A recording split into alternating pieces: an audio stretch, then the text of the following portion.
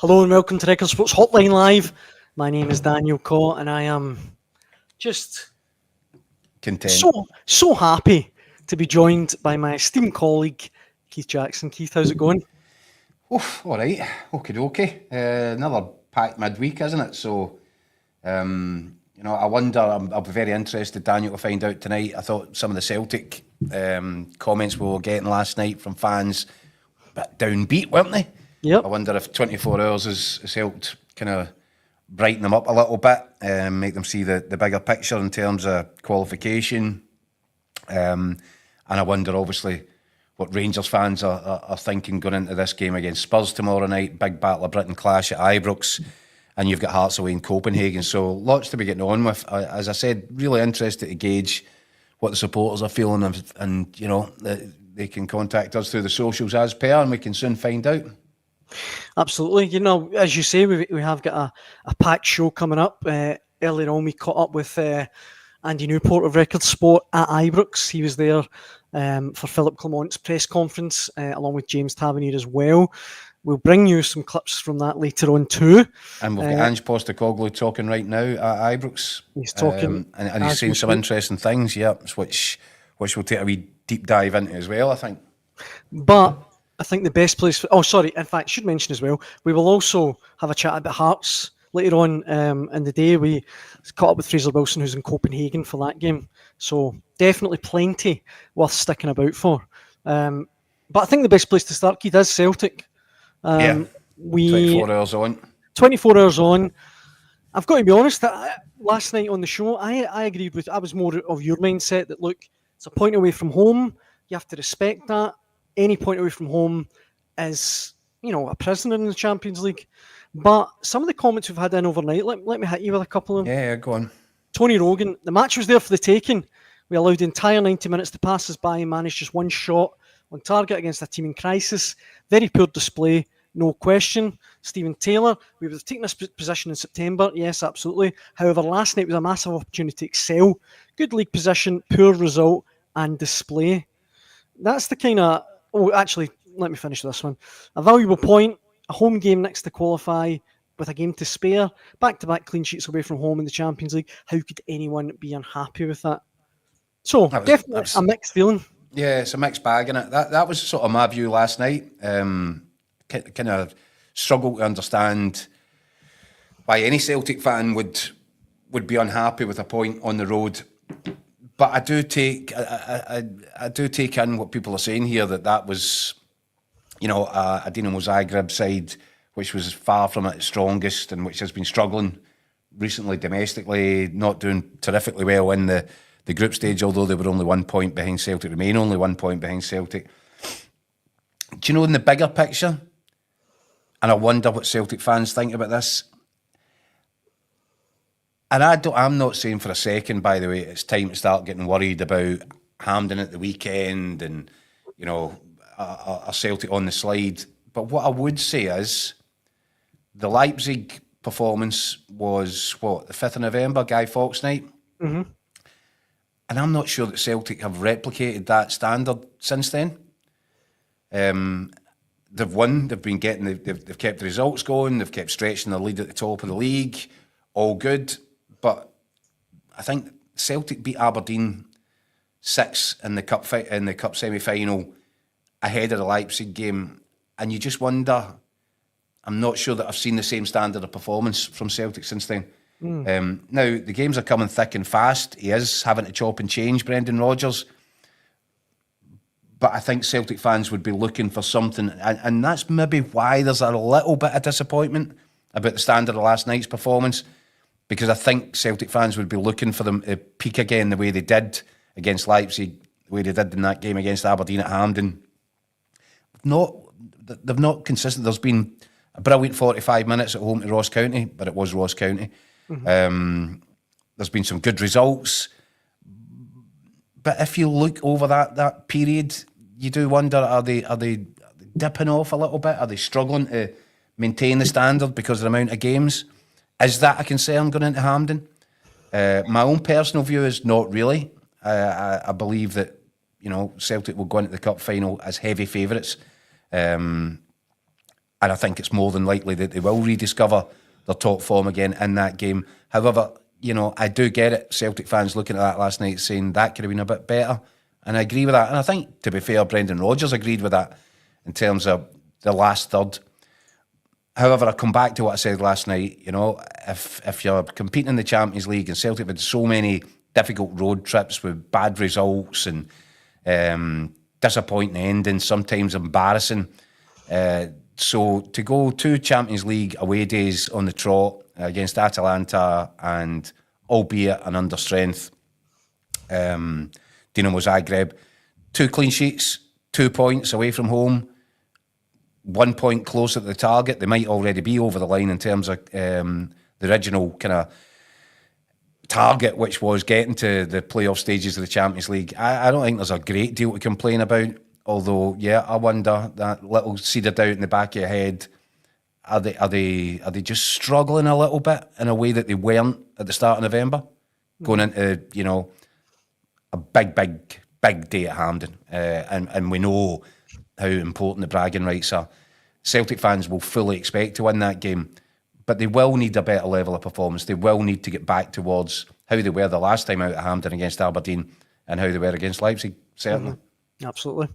Let me throw a couple more comments at you, because it really is a kind of mixed bag. Mark Fairfield watching live on YouTube. I don't agree about poor, very frustrating, yes, and it was a chance, but it kept them under us. But we need a first choice striker to keep Kyle on his toes. Mark says that every night. Does I know? Mark, listen, hold on here, right? Mark, we've said this to you before. Celtic spent an absolute fortune on Adam Ida. You might not fancy him as a potential kind of rival for Kyogo's starting place, but Celtic do. And they are not going to go and spend another truckload of money on another striker to relegate Adam Ida to third choice, having spent that amount of money on him. The whole plan is, having spent that money, Brendan Rodgers works on him, sprinkles a bit of magic dust on him and turns him into a £20 million player. That ain't going to happen if he's sitting as a third choice on the bench. So, Mark, I hear you every night, but it's just not going to happen. This one, William Sloan has written in, watching live on YouTube. I think the game on Sunday is the ideal fixture to get Celtic back on track. They're not really off track, are they? But that's just to fine-tune things and get them back to that kind of level, perhaps. This one that I wanted to quickly throw at you before we move on. Michael Hoy, watching on Facebook, says, really well organised and professional display last night. A great point. Should have won it, but the Celtic defence is the best since O'Neill's era. Yeah, I think that's perfectly valid. You think that's true? Yeah. Perfectly valid. Yeah, look at Celtic in Europe and look at the track record. And even look back to the Dortmund game. Okay, we're going to write that one off as a bit of a freakish episode. But we can only do that because of the changes that Brendan Rodgers has subsequently made, the tweaks that he's made, the tactical changes that he's made to tighten the team up. They do look solid, really solid foundations defensively. They've got an excellent goalkeeper, as we've discussed, 2 really good centre-backs, strong in the full-back positions, and they're really well organised. But, and I go back to this, when you're playing at this level in Europe, you can have the 4 best defenders in the world. If the guys in front of them aren't doing their job and the setup isn't correct in terms of positioning and gaps and closing down pockets and people prepared to do the work from forward areas back the way, then your 4 great defenders are still going to have a hard time at that level. Mm-hmm. So there's a better structure. And it's happened post the Dortmund debacle. There's been a lot of work done, and you can see it tactically. And we talked about it last night, the fact that, rather than having Callum McGregor exposed, Callum McGregor and 2 centre-halves versus 5 and 6 Dortmund players charging through the middle. The full-backs have gone up the pitch. The 2 midfielders in front of McGregor have gone up the pitch. There's far more structure now to what Celtic are doing, and that makes them tighter defensively and more difficult to break down. And by the way, what a great base that is when you're going away from home in Europe, if you think, well, do you know what? We've got a good chance of a clean sheet here. And I think that towards the end of that game last night, there would have been a temptation to think, do you know what? We can get up the pitch. Let's get up. Celtic would have done that previously, and maybe naively, and they paid the price for it over and over again in Europe. So see, to be in that situation, to know that a point is good enough, just don't risk it. If you can't win it, don't lose it. Old cliche. But that's what we saw in practice from Celtic last night. It's put them in a really brilliant position. And if anybody at the start of this campaign would have predicted that Celtic would be sitting in this position at this stage in the group phase, well, you know, fair play to them. I don't think many people, if they put their hand on heart, would have said that it would be just this healthy. Aye, absolutely. And I mean, I know I'm in danger of turning this into the Kasper Schmeichel fan club every night. Yes. But I do, honestly, just what you're saying about the defence there, I just think he's made such a difference. Like, I know he had to make one save last night, and that was it. And it was a save he probably should have made. But just the confidence he brings. I genuinely think he's a world-class goalie. And there's no doubt... I know you keep saying. You said on up to occasions. There's no doubt he's an upgrade on Joe Hart. And that's no slight on Joe Hart, who was brilliant for Celtic. I just think... Sorry, go on. He's an upgrade, I think, for the reason that there's a greater level of confidence with Kasper Schmeichel. Yeah. And I think if you think back to some of the moments with Joe Hart and what Celtic were trying to do, it began with Ange, obviously, and moved on to Brendan. Some of the suicidal passing between centre halves and fullbacks and Joe Hart, your heart was in your mouth watching it because, no pun intended, because anything could happen in these moments. And I think Joe Hart would put his hands up and admit that Kasper Schmeichel was far more composed with the ball at his feet than he ever was. So there was that. And I think that even if you survive a scare, if you've caused your own scare, if it's a self-inflicted moment and it gives the opposition momentum, I don't think that does great wonders for the confidence of the team in general and of the back four in particular. And I think Celtic were guilty of bringing a bit of that upon themselves previously. You don't get that with Schmeichel. There was one incident, I think in the first half last night, where I think Callum McGregor had to come back and do a bit of tidying up, and he knocked the pass back to Schmeichel, and Schmeichel had options. He could have looked to find a fullback. He could have knocked the ball into the centre of the pitch, tried to find Bernardo Hatate. You know what he did? He launched it, rose head, and that allowed Celtic to regroup and defend their area for the throw-in, and not get caught the way they get caught in Dortmund, and not get caught previously the way they did. You know, Joe Hart in that position, I'll bet he tries to pick out a midfield player. Yeah.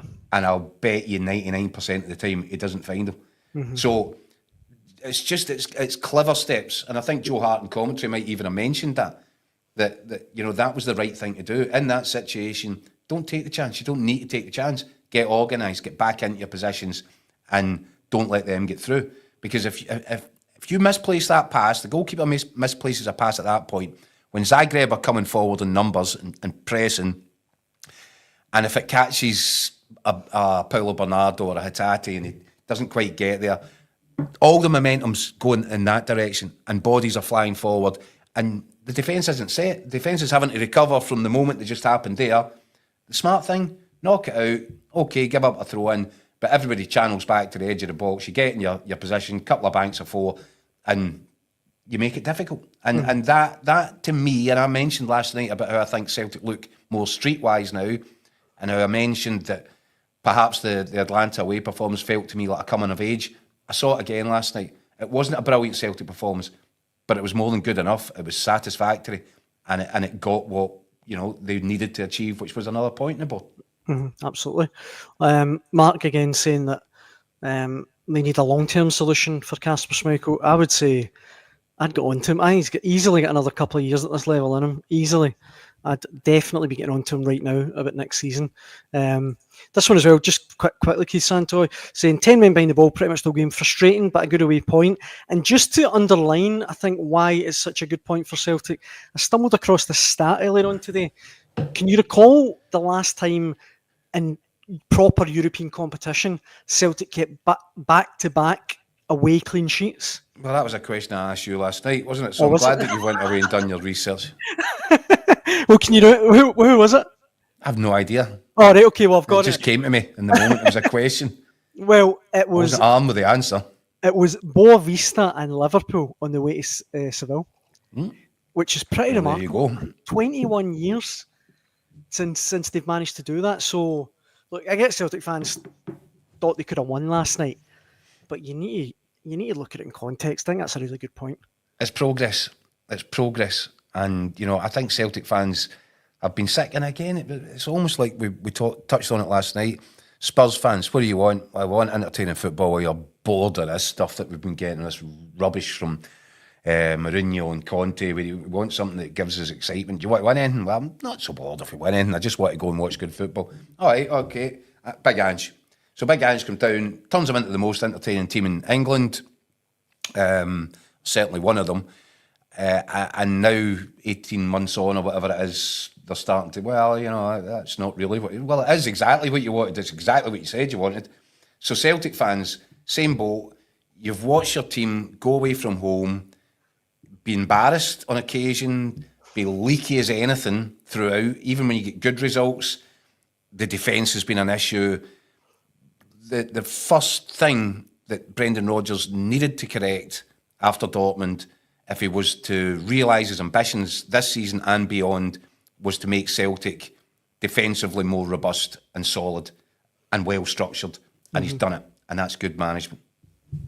You mentioned, Keith, Big Ange there. And of course, the other big talking point tonight is that tomorrow night, Rangers against Tottenham Hotspur in the Europa League, a mouth-watering game. I think it's going to be an absolute cracker. Before we get stuck into talking about it and some fan comments, Philip Clement and his captain James Tavernier were at the press conference today, and let's have a little look at what they had to say. Tell us about the scale of the challenge you face in this Tottenham team. Yeah, it's a big challenge, but that's what we like. That's what we love. That's what we want here also. We had already in this past year a few really good opponents here in European nights.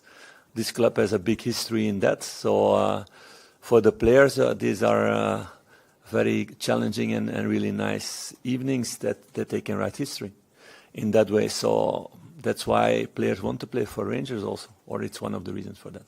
Tottenham are in a little bit of a difficult spell at the moment. Is that something you can maybe exploit and take advantage of? Yeah, it's how you see things. Huh? I think a few weeks ago I saw them play against Man City. They were not in such a bad place at that moment. So it's Premier League. It's the highest level in the world in that way, and things are really close together. So you can lose points there. I think it's still a really good team. Talk to us about their style and Ange Postecoglou's style. They're a team that loves to attack and scores a lot of goals, but maybe some opportunities that they might let you have defensively. Would you agree? That we need to show on the pitch. So you can, of course, we talk about things with the players, we show them things. And we try against every opponent to find where you can find weaknesses or less good points and how to stop them. So that's our job to do, together with the analyst, and we do that with every opponent. So every team has that in the world, and it's about looking for that, but then to put it in practice on the pitch, and that's a challenging thing. Where do you see your team at the moment, Philippe? Do you feel that you're building nicely at the moment? Yeah, it's the evolution that we wanted. Maybe we wanted it faster. But I think we're in a good place. If you see everything we had to do from the start of the season until now, with all the circumstances, that the last couple of weeks, it's very clear for everybody to see that the team is becoming better and better, and that there were a few really good results and really good performances. So we want to continue in that way. It's a little bit pity, of course, to have Danilo and Hadji not in the selection in that way, but that was a decision that we had to make in the beginning of September, and with the circumstances that were there at that moment, it's still the right decision. So it's finding a little bit a new balance for this game also in that way. Yeah, really looking forward to it. Big European game. We've put ourselves in a great position, so it's just about continue to do that. We've had good form of late, so it's about keeping that consistency and really applying our game to Tottenham tomorrow night. These Battle of Britain games, as they call them, take on a bit of added significance for the fans. Is that the same for the players as well? Yeah, really looking forward to it. I'm expecting Ibrox to be jumping tomorrow night, but it's obviously down to us to get the crowd right behind us from the start of the whistle. So yeah, really looking forward to it. Yeah, can't wait. You said obviously Rangers have picked up a bit of form lately, coming in feeling pretty good about themselves. Tottenham are in a bit of a sticky spell at the moment. What are you expecting from them? They've got a top quality side. They're a top Premier League team, and it's obviously a European night, so it's a different type of game. But we're expecting a good opponent that are going to obviously play their style, and we're going to try to apply our style, and hopefully we can come out with it with the 3 points. Just obviously your brother Marcus got a good result against Spurs last week. I think Calvin Bassey, obviously you'll know well as well, has had a good result against Spurs this season. Have you tapped into them just to get any advice on how to go about approaching this game? Well, I obviously watched my brother's game, so I watched that really closely. And obviously Bournemouth have been doing really well this season, so has my brother. So we've obviously looked at a lot of clips of how Tottenham have played. And yeah, it's just about what we do, obviously, at the training ground to really tune into what we need to do Thursday night to try and stop them be effective that they can be. Obviously, Ange Postecoglou's been up here before. Do you see any similarities between the way his Tottenham side play and the Celtic side that you come up against? Yeah, you obviously see the fullbacks come inside in the midfield, and they like to obviously build up with a ball. They're probably a bit more direct, as in they've got the quality to get through the lines quicker. So we know that they've got top quality players around the pitch. It's the Premier League team, so yeah, everybody's got to be on the game, and as long as we can stop that, and we know we're going to create our own chances. Philip Clement and James Tavernier there. Before we get stuck in, Keith, to some of the fan comments, and we have got several that's definitely worth talking about. We caught up with Record Sports' Andy Newport earlier on today, who was at the press conferences, and here's what he had to say at Ibrox. Through the miracle of technology, we're joined all the way from Ibrox by the one and only Andy Newport. Andy, how's it going? It's about just as cold as it was when I spoke to you in Dingwall. Every time I speak to you, I'm freezing. I'm going to have to come into the studio next time because it's roasting in here. It's too warm. It's actually too warm. It's quite uncomfortable. It's even cold down in the press room. They need to get the heating on in the press room. I'm actually no that much warmer up here than I'm doing there. So, well. Yeah, bills to pay, Andy. Bills to pay. Exactly. How are we? You've obviously been talking, or not talking, you've been at the press conference for Philip Clement today ahead of, well, is it a massive game against Tottenham? Absolutely. I mean, it's any sort of cross-border Battle of Britain, if you want to crank up the old tabloid parlance, then yes, any game, yeah, exactly. Then any game between Scottish and English opposition is a big game, and it's a big game for both teams in different ways. For Rangers, for their qualification hopes, they've got one foot planted in the playoff rounds, if not both feet. If they can get a work result tomorrow night, then Christ, can they be looking at going into the actual last 16? Obviously, they've got a huge game at the weekend. There's implications for that. What team does Philip Clement put out? But if they can take a Premier League scalp, what does that do for their confidence levels going to Hampden? It will send them soaring. And then for Spurs, this a team that are under huge pressure right now. It's quite fascinating how it's all quite flipped. It's only a few weeks since he was the new darling again of the White Hart Lane support, having scudded Man City 4-0, but now. And it was Clement at the time who was the guy under pressure. Now it's sort of the tables are turned. Clement's bag flavour of the month after a really impressive sort of last 4 games, and now it's Postecoglou with his side on the slide. That horrendous collapse you've got to say against Chelsea at the weekend when they were 2-0 up to throw it away and lose 4-2. So loads of interesting sort of aspects, and yeah, it's a game that's probably just as important for both teams. What was the top line from Clement's presser, Andy? Basically urging them to create memories urging his team to create memories that will last a lifetime. Basically says he's done it as a player and a coach. He acknowledges the fact, and it was him who raised that financial gulf. He raised it at the weekend, but said, listen, when he was a player with Bruges, when he was manager of Bruges, when he was manager of Monaco, he was involved in games against the great AC Milan team with Seedorf, with Inzaghi, with Shevchenko, with Dida, Cafu. Got a result there. He was managed a Monaco team that went up against PSG with Messi, with Mbappe, with Neymar. Again, managed to get a result in those games. So, as much as you can read it, you can read the accounts, you can read the balance sheet, but at the end of the day, it's 11 against 11 when the whistle goes. So he's backing his team to go out and create, make history, create a result that will go down as one of the famous nights at this old place behind me. I think it's quite smart for him to walk back from that position, Andy, don't you? I don't think he was doing himself any favours again with, the first thing. And I said to you, kind of was having a laugh, tongue-in-cheek at the weekend, did he mention the budgets? But he keeps doing it, and I don't think he's endearing himself anymore with Rangers supporters. They don't want to hear it. They want to hear football. He kind of acknowledged it in his press conference and said that his words had been misconstrued. I don't know if it was a lost in translation job, but he was, hitting it basically. The point he was trying to make is, there's a financial gulf, but his team can still, on their day, compete. I think most people would accept that in regards to Celtic. I think it was in regards to Spurs, sorry. I think it was the fact he threw Celtic in amongst there. It sounded like he was getting his excuses in first. So it did. But listen, I think there's no reason why this Rangers team shouldn't be going into the game with belief, because they looked a far different prospect to the one we've seen for most of the season. These last 4 games, 14 goals, 4 games. Suddenly they've got a little bit of hope. They've got a bit of spark about them.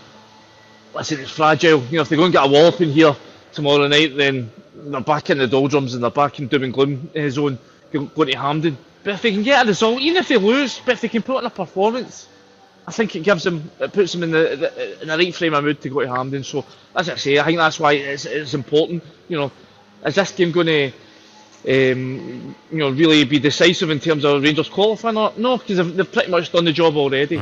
It's more about what sort of stake can they get themselves going to Hampden, and if they can get a result, then it's a big boost for them. Well, I should clarify this, Keith, because I feel that I sounded really silly there at the start. They're saying, "Is it a big?" I'm glad you changed your shirt. I know. Do you know what actually happened? You spilled your dinner on it. Absolutely gutted. It's the new Argentina top as well, so I'm not ready to talk about it, actually. What age are you? Anyway, so I started that by saying, is it a big game, implying it might not be. Daniel Messi. It's a massive game. It's a massive game, right? But the point I was trying to make in my inarticulate way was, look, it's not, as Andy said, it's not going to play a big part in Rangers qualifying. And the game on Sunday, I think, is the main event for Rangers. I think this thing tomorrow night is just quite a big distraction. There's an element of the sideshow to it. But at the same time, are you telling me the Rangers fans will feel like that if they manage to get a result? Oh, if of their course team not. put on a performance? If they increase the pressure on Ange Postecoglou, they would love it. And Andy's right. It builds momentum. Going into a massive game at the weekend. The flip side being, Rangers get a tanking, Ange Postecoglou goes full strength, and it becomes a really uncomfortable, difficult night. The mood turns, the fans are angry. It starts to resemble that night when Liverpool came to town and absolutely trounced them in the Champions League. And people are lower than a snake's belly by the time they get to the National Stadium for the final, be that in the dressing room or in the stands. That's what they need to avoid. They need to find a way of going out there and putting on a performance. They don't need to win in terms of qualification for the playoff phase. I just think for their own sense of self-worth, they could really do with putting on a performance. I think the Rangers fans would be perfectly happy, not over the moon, but satisfied if Rangers turn up, give them a real good game and end up losing by, the odd goal. And the one thing as well to factor into all this, is there any team that's had more experience in Britain of what Ange ball looks like and what you're meant to do to counter it? Rangers have been better versed than anybody in that. No. And I know there's a lot of new players in there, but the manager and his coaching staff and his captain should certainly have an idea about what's required. So that might give them a slight advantage over, I'm not saying anybody else in England or anything, but a slight advantage in terms of this one-off specific tie. If this was the first time they'd ever come up against Ange Postecoglou, and they've got no idea what to expect, then it's a different kettle of fish. But they've got an idea. Have they got the players? Have they got the quality? And has Philippe Clement got the strategy? It'll be really, really interesting to find out. And I just think, and it's like this for all Scottish sides, as I said, happy for Celtic to take a point in the road. I think that's good. Really want Hearts to continue to punch their weight. I think they'll have a difficult night tomorrow. I think Rangers will have a difficult night. But this is good for Scottish football. It's good for our reputation. It just makes the whole game in this country feel better about itself if we can stand up to some of these sides and get results. The Rangers' result and performance, okay, the result wasn't top drawer away in Nice, but it was very good, and the result was absolutely sensational. So, and that just helps people to think, do you know what, maybe Scottish football, maybe we look down our nose on it, and no more so than our neighbours from across the border. They think we're just a bunch of second raters. They think we're kiddie-on merchants, and they're ready to clobber up Ange all over the place if, or they certainly will clobber them all over the place, but they don't expect for a second this is anything other than a routine Spurs win. If Rangers can really make a match of it, I think that's the first case, that's the first sort of target for Philippe Clement. If he can get a result out of it, wow. And the momentum that would help build, and the sort of positivity that would rush through the place ahead of going to face Celtic at the weekend. I think it really, I know what you're saying, I know it's a distraction, but it's really important. It's here, they're going to have to deal with it. They have to try and take whatever positives they can out of it, and that does involve a good performance, and if they can get a result, as I said, wow. Let me hit you with some of the comments from our loyal viewers. William Sloan has written in on YouTube saying, even if they've seen more of it, and I think he means Ange Ball, not sure the record would suggest they know how to deal with it. No, that's true, but you can only, you've got experience, you've got tapes to look back on, you've experienced it. And you've spoken to the players previously about it. Yeah, it helps with learning. That you look for any advantage you can take. I accept, Rangers weren't particularly good at dealing with it first time around. Are they going to be any better at dealing with it now that Ange Ball is being played by a group of players of a higher quality? Possibly not. But as I said, marginal gains, you look for any slight advantage you might be able to find. And the fact is that Rangers have a back catalogue of what Ange Postecoglou's football looks like. Robert Livingston chimes in saying, I've watched a number of live Spurs games lately. They've lost 7 Premier League fixtures, most of them because of bad defending. As a team, they're worth over £1 billion. But this Tottenham side were all over the shop against Chelsea. If Rangers get space like that, they'll surely score goals. And this one as well. I'll counter you that with 2 words. Go on. Cyril Dessers. Come on, that's a no, it's true. It's true. If Cyril Dessers is leading the front line, look, he's right. That Spurs defence leaves gaps all over the shop. Yeah. And they'll be even further weakened tomorrow night. As we said at the start of this show, Ange Postecoglou was speaking when we came on, and he talked about, I'm going to send out a young side, or he said something along those lines. Yeah. It'll be good for the young players to experience this. Now, that's interesting. I can jump in, Keith, with the exact quote. This is Ange Postecoglou in his press conference today. He said, looking forward to the game. This is the game that stood out to me most, given my history up here. The atmosphere is all part of the experience. We have a young team. The more we can expose them to games like this, the better. His first team isn't a young team. So what is that? Is that a clue? Or is he trying to drop in a red herring? We'll need to find out tomorrow night. But my point being, the defence will be weakened anyway, because Romero's out for 6 weeks. Van der Ven came back for that Chelsea game, was rushed back for the Chelsea game, came off, I think, towards the end. I'm not sure he'll want to play him. So the middle of a defence, which is already pretty ropey, the 2 best centre defenders, I think, certainly one of them, possibly 2, unlikely to play. That does give Rangers an opportunity, because it is a flaky defence, and we've seen it week on week in the English Premier League. My question is, if you're playing Cyril Dessers as your central striker, is he good enough to expose it? Is he good enough to take whatever chances come his way? Because history would tell you that that's not necessarily going to be the case. Or does Clement look at it and say, I'm going to go with Egeman. I'm going to let him lead the line. that in itself is an experimental sort of a decision, because you've got just no idea what this kid might be capable of producing, or the opposite, how far out his depth he might be against experienced English Premier League defenders. So there's so much to factor into this. It's going to be fascinating. If I'm Philip Clement, I'm just not sure that... I think there's obvious choices for him, and the obvious one is Danilo can't play, so you play Dessers, and you stick with Igaman on the left-hand side and Czerny on the right. I think less obvious would be to put Bayrami back into the team. Now, be that in the Hadji position as a number 10. Play Igaman through the middle. What do you do on the left-hand side if you're not playing Bayrami there? So maybe you don't play a 10. Maybe you go with your three central midfielders, nice and robust and strong, in Diomande, Barron and Raskin. And you forgo the number 10 role for this match. Probably wouldn't be a bad idea. And let Bayrami float in from the left-hand side to take up more central positions. But it all comes down to, do you trust Cyril Dessers in this match? And he's given him a lot of rope over the course of time, hasn't he? And he has placed his trust in him. But I just feel on nights like this, Rangers might not get that many chances. If they get 2 or 3 and Dessers was to miss 2 or 3, I don't know what that does to him in terms of confidence in his relationship with the supporters. Because they've already kind of run out of patience.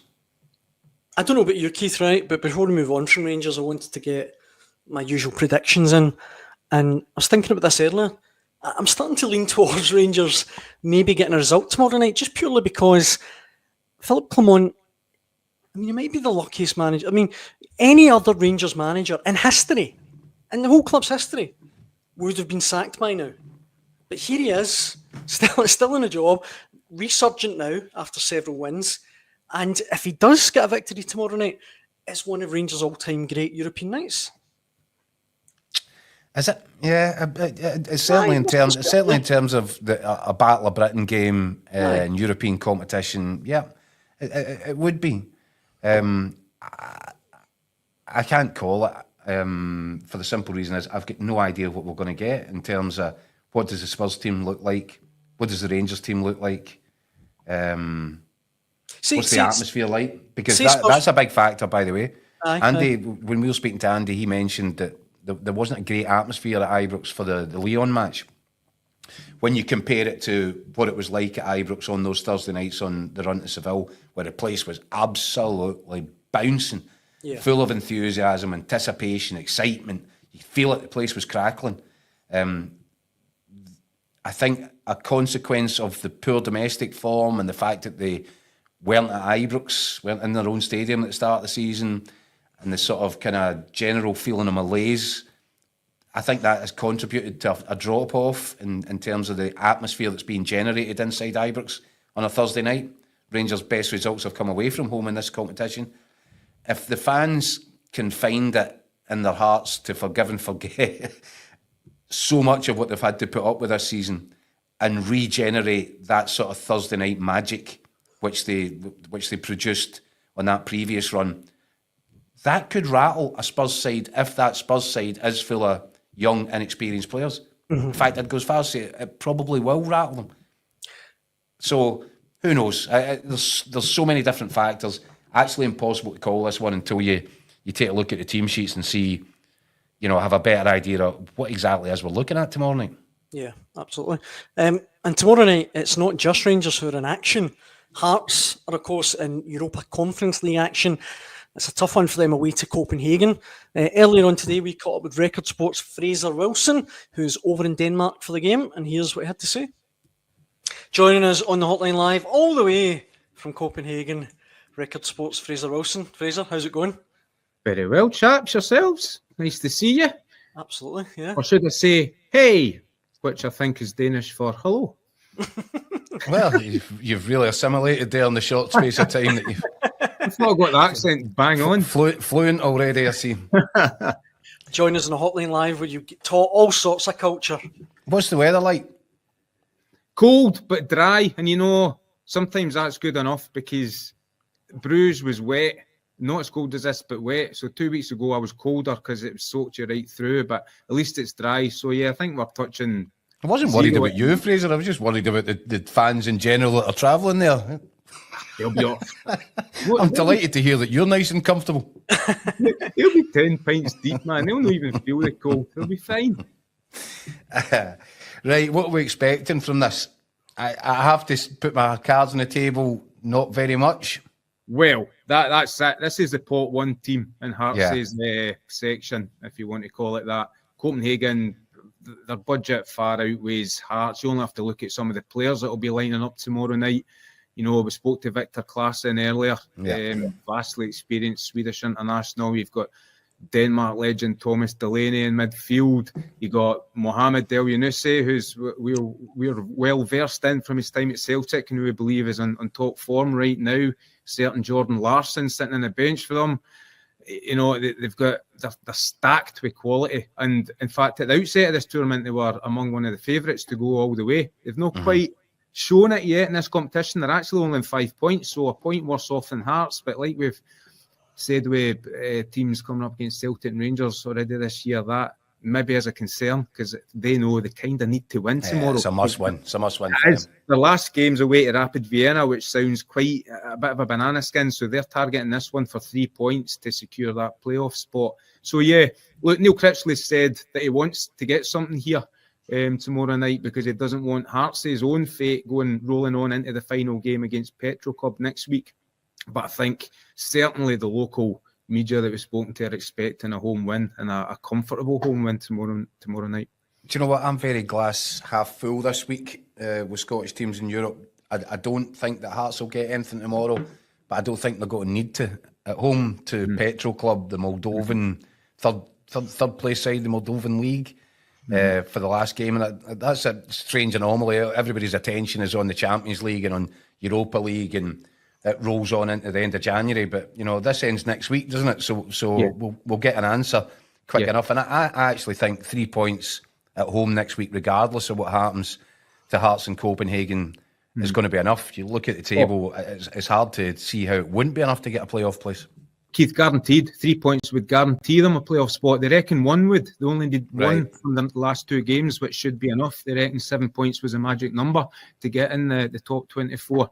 I think Critchley's got a point. You know, it would pile pressure on that game next week, knowing that they have to get something for it. You know, how often do Scottish teams, particularly outside old firms, shoot themselves in the foot in Europe? And if Hearts weren't to get a playoff spot, having taken 6 points for the first 2 games, it really would be a bit of a disaster. So no, like you, I fully expect them to get what they require next week. But wow, it would be great going into that game, having already done it here in Copenhagen. And what a marker that would set down.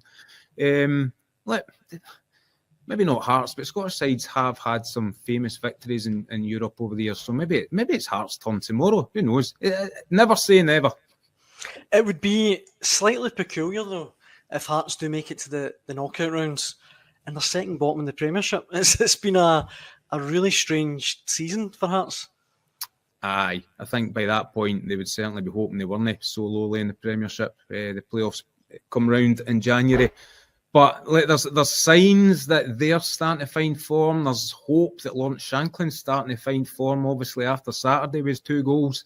4 points for the last 2 games, and Kilmarnock Cup on Sunday. Look, Hearts, the performances have 100% turned the corner, you know, since Critchley came in. They're creating chances, they're getting in teams' faces, particularly at Tynecastle. They're pressing them, they're putting some really impressive performances at home. So it's the away fixtures, I suppose, that they've still not quite found a formula to produce the results. But big game tomorrow. A lot of folk would argue maybe Kilmarnock on Sunday is even bigger to get themselves away from the relegation zone.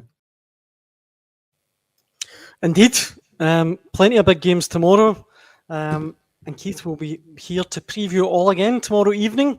Yes, we shall. Absolutely. Keith, thanks for joining me. Really appreciate it, as always. In fact, I won't be here tomorrow. You're on your own. You're off tomorrow. I might be getting some Christmas shopping done tomorrow. There you go. Right. Well, lucky me. I'll text you my requests. Thanks for all the comments sent in from everyone at home again. We really appreciate it.